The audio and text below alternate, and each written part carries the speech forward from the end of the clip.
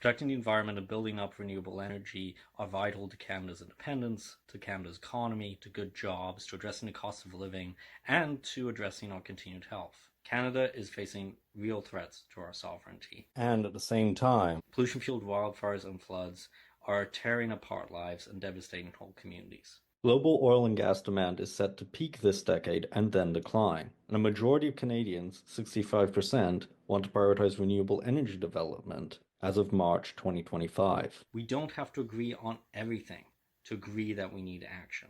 Renewable energy solutions are a great way we can build a stronger, more resilient, and more independent Canadian economy. By creating more green jobs, we can create stable and localized employment that helps us get off oil and gas dependency. We already have solutions for when the sun doesn't shine or the wind doesn't blow. Things like interconnecting grids, diversified renewables, energy storage, and energy efficiency. But we cannot control global oil and gas prices and markets. For every additional dollar of inflation in Canada that you pay, 25 cents of that is going to oil and gas and mining profits as of 2023. Our dependence on oil and gas is one of the biggest drivers of inflation in our country, and it's a huge liability in terms of Canada's sovereignty. Relying on oil and gas for employment and energy leaves us exposed to decisions of other countries and exposed to international crises. These international factors can cause rapid shifts in oil and gas prices that are beyond our control. There are also strong ties between many oil and gas corporations in Canada and American interests, which is why it's so important we do renewable energy growth differently.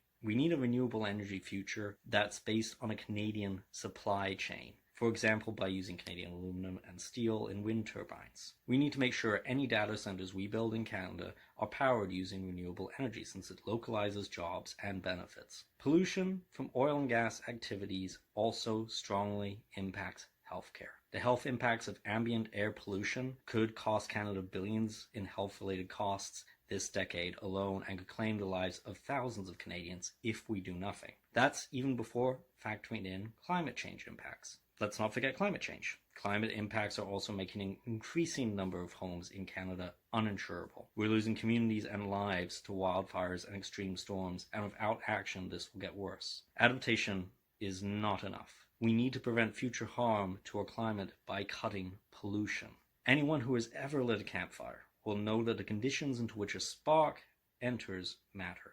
If it's dry and hot, then fires start more easily and they burn faster and hotter. Pollution is driving Canadian wildfires by making conditions drier and hotter, and Canada can and should be a leader in addressing that problem. Water is also under threat from American interests, as are natural spaces like the Great Lakes. If we want to talk about true Canadian resilience, then ensuring local ecosystems and water are protected is one of the best ways we can build that resilience. Canada's strength, our ability to weather hard economic times, is fundamentally tied to local biodiversity, water, and green spaces. Biodiversity is threatened right now, and it doesn't need to be. There are plenty of solutions out there that can help address social problems, like the need for more housing and the cost of living, while also protecting the ecosystems our communities rely upon.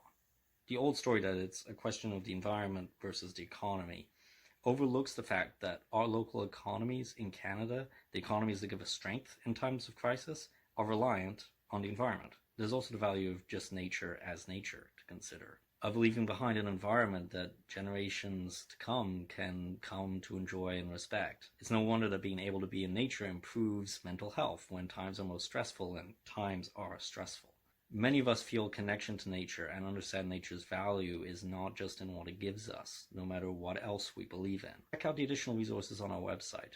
We've linked to it here. We live in an age where misinformation spreads regularly on social media and where a lot of mainstream news in Canada is actually American owned. As always, subscribe for updates if you'd like to see more content like this, and email us at communications@sierraclub.ca if you have any questions. The person who can have the biggest impact right now in advocating for an environment, the person who can let all the candidates know that we care, that person is you.